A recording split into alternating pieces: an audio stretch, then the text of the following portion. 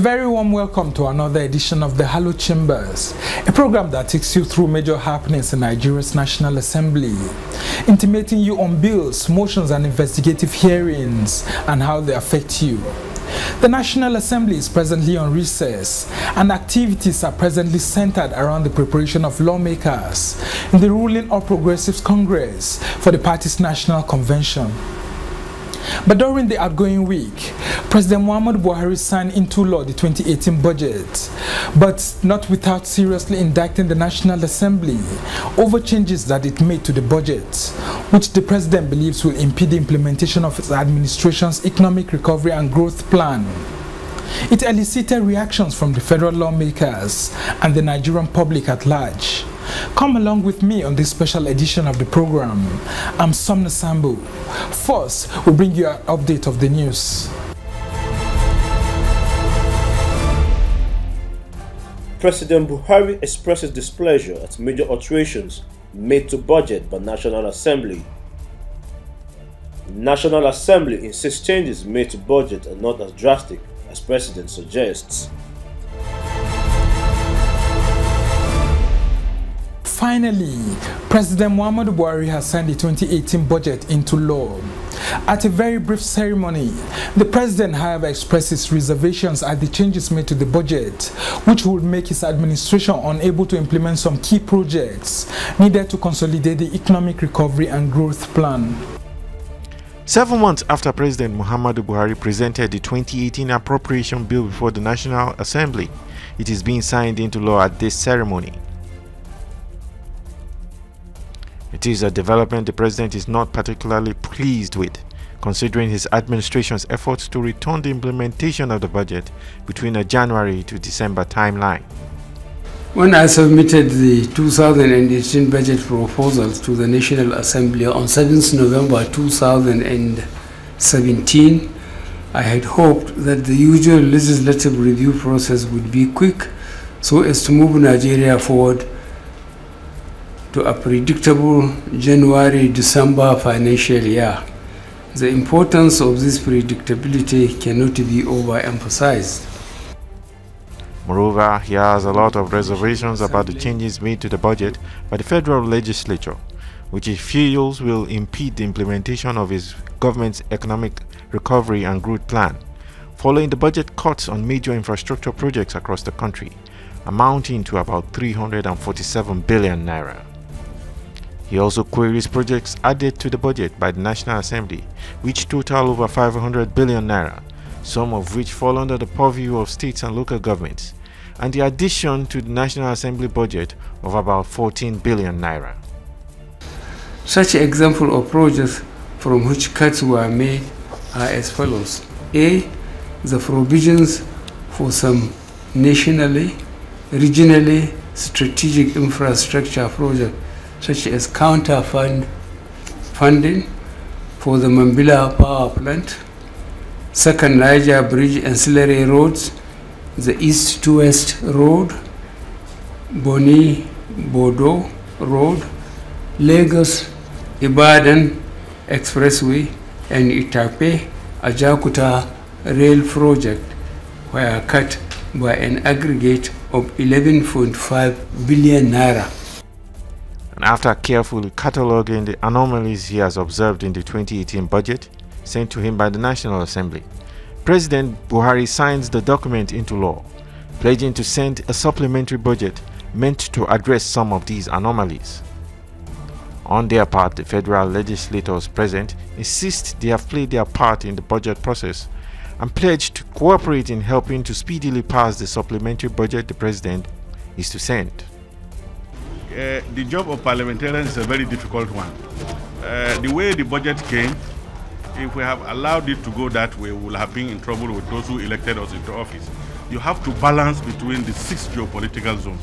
So it's the balancing effort by the National Assembly that led to those observations. The president is at liberty to raise some of these observations he has raised. But the most important thing you have to note is that the budget is at least now signed by the president. The budget is now law of the federation, and we expect the executive arm of government to now implement the budget to the latter.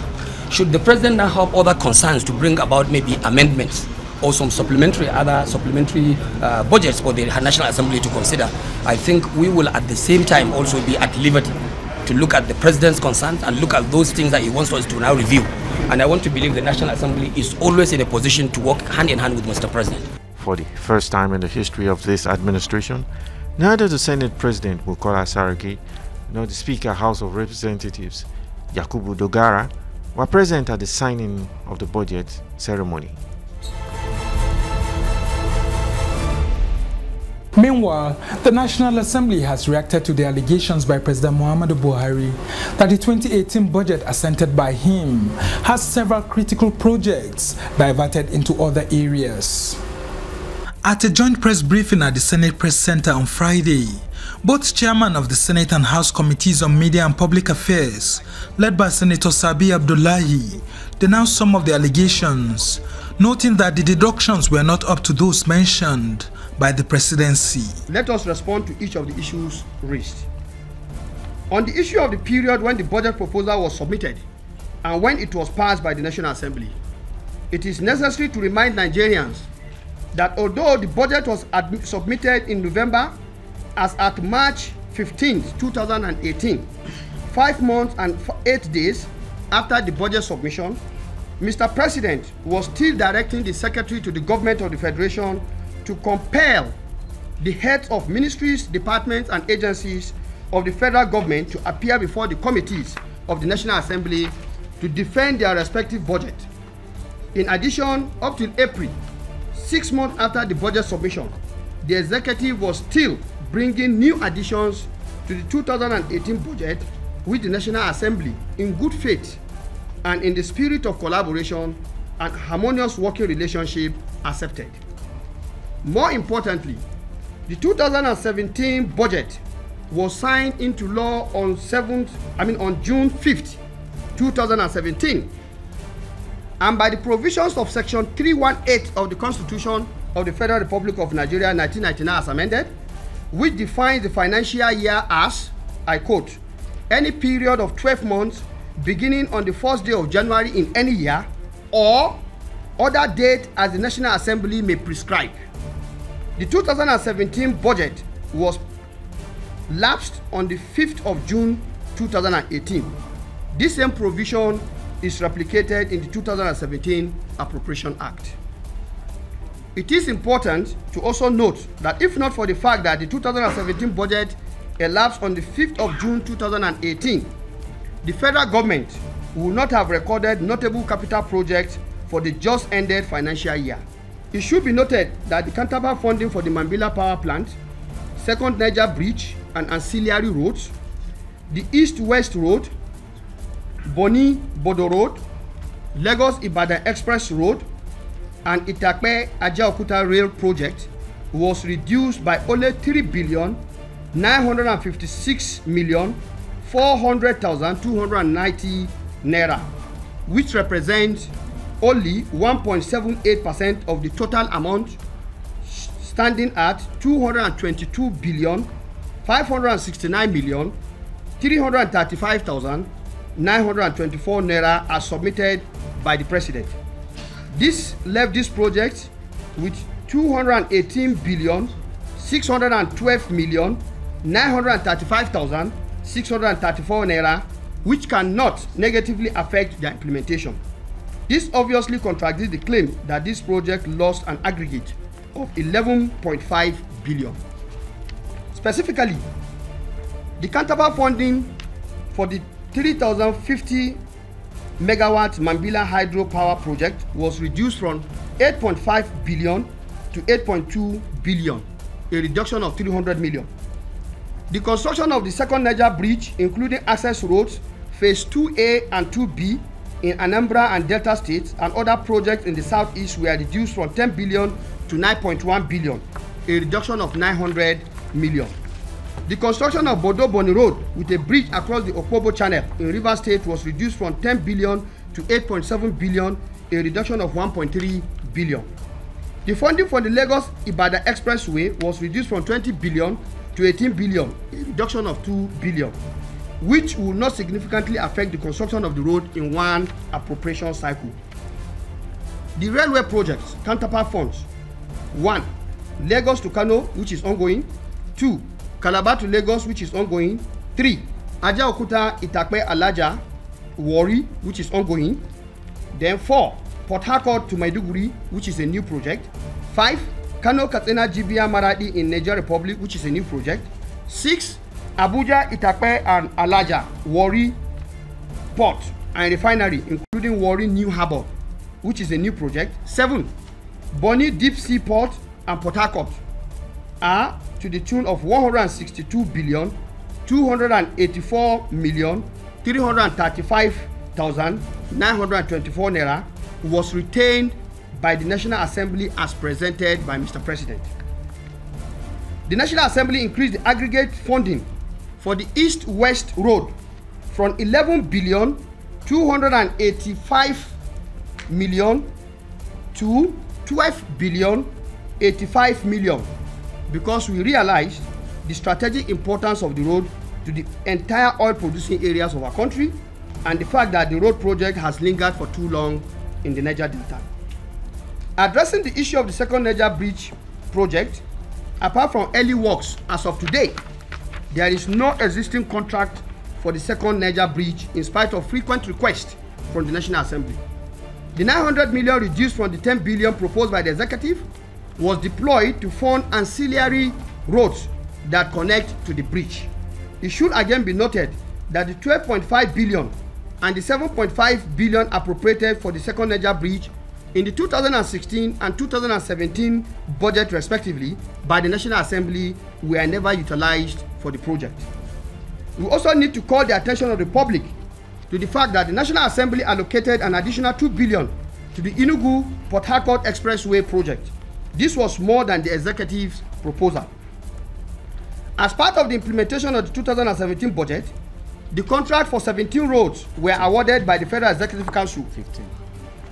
For the contract for 15 roads were awarded by the Federal Executive Council with no budgetary provisions.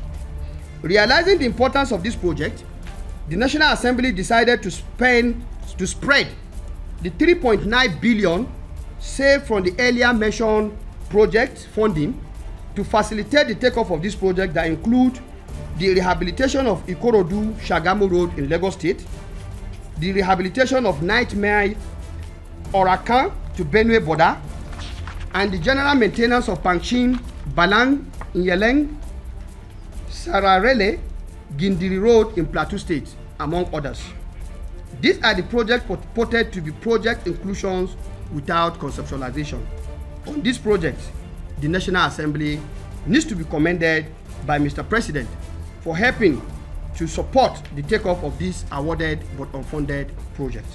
It is important to note that the increase in the oil benchmark from the projected $45 to the actual price of $55 generated additional 523.65 billion for the federal government. Thus, based on agreement between the National Assembly and the Executive, as represented by the Ministry of Budget and National Planning, the additional revenues were allocated among the three arms as follows. The executive proposal for the National Judicial Council was 100 billion. However, the National Assembly appropriated 110 billion, which represents 10 billion increase. B. The executive proposal for the Niger Delta Development Commission, NDDC, was 71 billion 195 million 23,529 naira. However, the National Assembly appropriated 81 billion 882 million 555,891 naira, which represents 10 billion 687 million 532,363 increase. An additional 33 billion 981 million 437,188 naira was also appropriated for the outstanding liabilities to the NDDC by the federal government to enable the commission to settle some of its contractors that were owed over 1 trillion naira. The National Assembly received an additional 14.5 billion in funding. In order to ensure that they are able to meet their mandate, the National Assembly increased the Public Complaints Commission's budget from the 4.2 billion proposed by the President to 7 billion 480 million, which represents 3,280,000,000 increased. And lastly, the National Human Rights Commission budget was increased from 1.5 billion to 13,745,000 naira, which represents 1,513,745,000 naira increase. It is therefore very clear that the three arms of government benefited from the increase, which was mutually agreed on with the Ministry of Budget and Planning. In fact, we have correspondences addressed to the leadership of the National Assembly from Ministry of Budget, making requests on how to spread the increment arising from the benchmark differentials. It should be noted that the budget of the National Assembly as at 2014 was 150 billion, which is still 10.5 billion more than our current figure, despite increased national challenges that requires frequent public hearings held on almost a daily basis at high cost and intense oversight, which has become more thorough and incisive in order to check the executive. The 139.5 billion budget of the National Assembly represents less than 1.5% of the entire 9 trillion budget. Does it not make sense to use 1.5% to protect the other 98.5%? The public should note that this increase in the legislature's budget was also necessitated by the drastic inflation of the last 4 years, the need to rehabilitate the National Assembly deteriorating facilities, like the elevators, you can see it around when you're coming up, which shut down almost weekly, spending hundreds of millions to procure diesel to constantly power the entire complex, and the need to immediately upgrade the security facilities of the complex. It is important to point out at this juncture that the collapse of the CCTV systems facilitated the mass theft in April.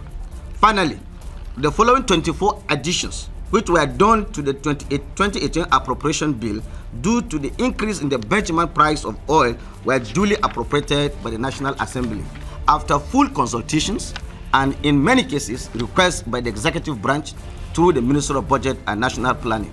Nigerians should note that due to the back and forth that we have experienced in the past, the improvement of the budgetary process should be a higher priority than trading blames. This trading of blames and unnecessary scapegoating is not healthy, as it creates needless conflict between the two arms of government. Finally, in order to ensure that all capital projects in the 2018 budget receive their necessary financing in the 2018 budget, we call on Mr. President to present the borrowing plan to the National Assembly so that we can approve it. In a briefing like this, go and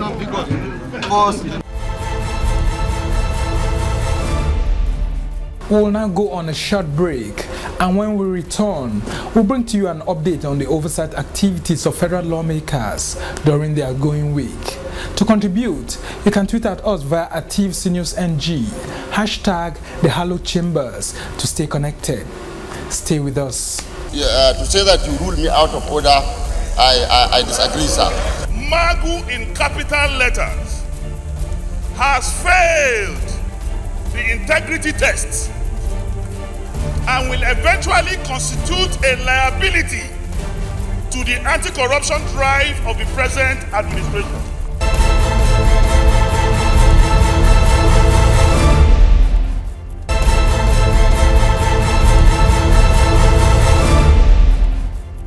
The presidency says it does not intend to create a new law for the purpose of taking over on behalf of the federal government all resources within and around the nation's waterways, contrary to insinuation by critics of the government. Senior Special Assistant to President Muhammadu Buhari on National Assembly matters, Senator Ita Enang, disclosed this at a press conference in Abuja with National Assembly correspondents. He said the intent of the bill was misunderstood by lawmakers who kicked against it at the last stage of consideration, and some Nigerians making negative comments on it. Senator Enang said the overall essence of the bill is to make all the country's laws on waterways in compliance with international best practices for ease of convenience, as they will be contained in a single document rather than different legal documents.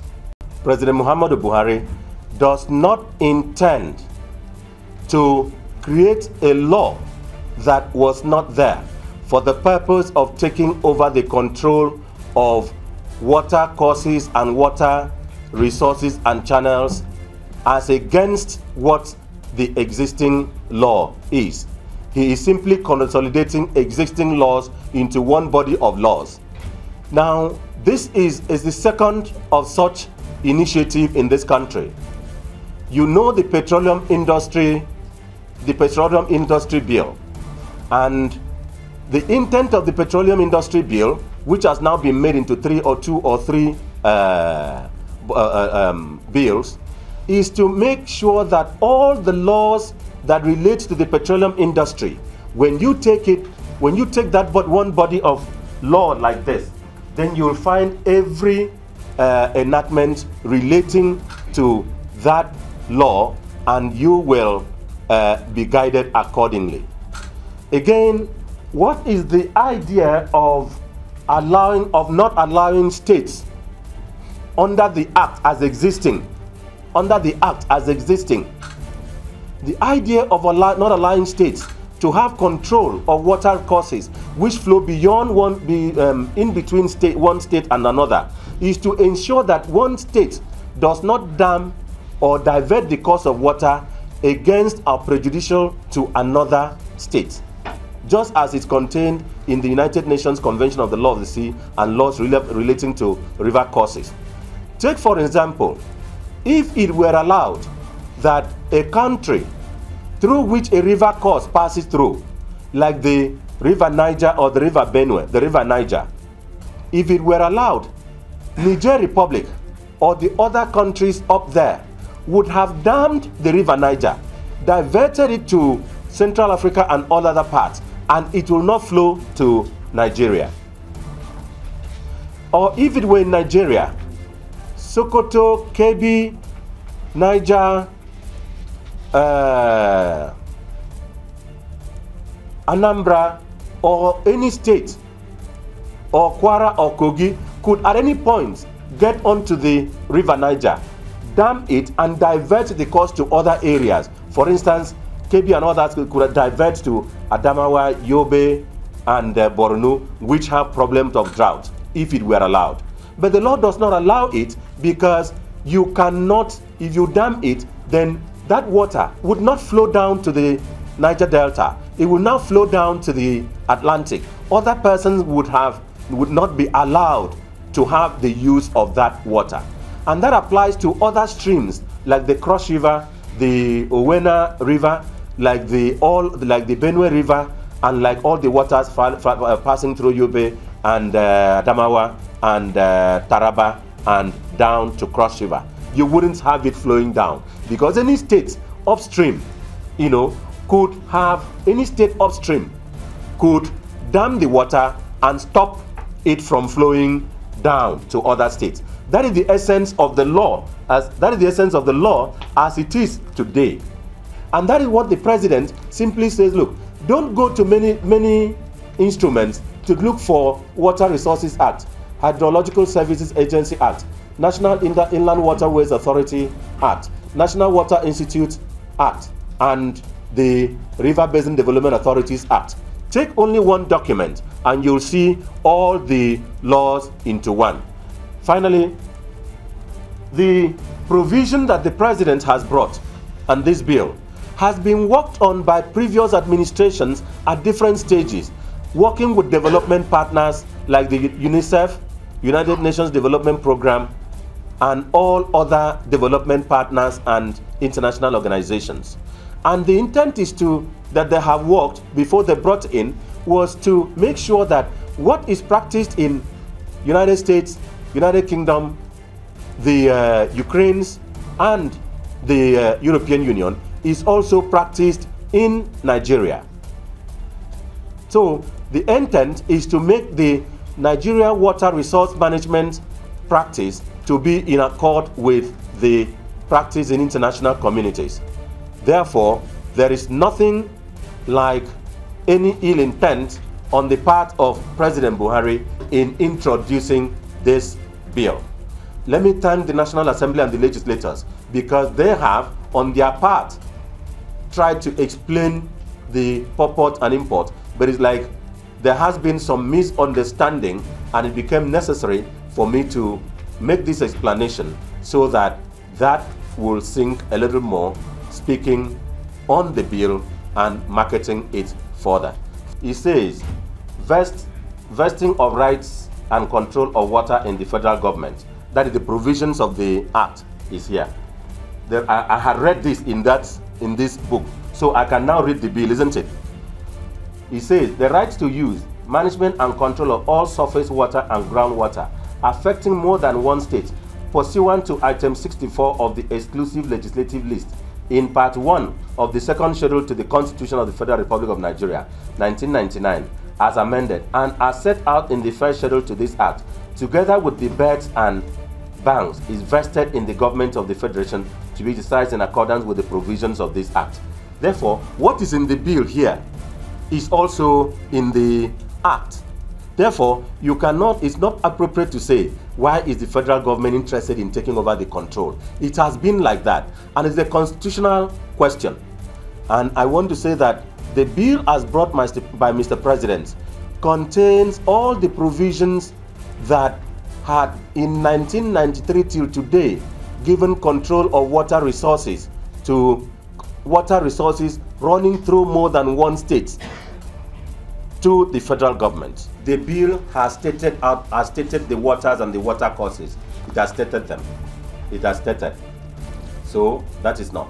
Then on the issue of mischief, it is not the lawmakers. It is what I've read from outside by social commentators, by persons who have written articles. You understand? They have brought in some very hard words, which I wouldn't want to mention here in their article, so as not to further inflame the situation. This statement is not, this explanation I'm giving is not explanation to the legislators. No, because the law is embedded in the breast of the senators and members of the House of Representatives. So any other person cannot teach them the law. They cannot be part of those you are referring to. And they cannot be referred in those words. Now, your third question was, then the other thing is that I don't speak on matters pending before the legislature. I'm not addressing these matters because it is pending in the legislature. I'm addressing these matters because there has been misunderstanding and misreading of the bill by even those who have not read or seen the bill. So they post many things on the social media, misinforming the public. And that's where we wrap up this edition of the Hallowed Chambers. Join us same time next week for a fresh edition of the program. Remember, you can reach us via social media using the Twitter handle at TVC News NG, hashtag the Hallowed Chambers, to tell us how you feel about the program. Until next time, I'm Somna Sambu.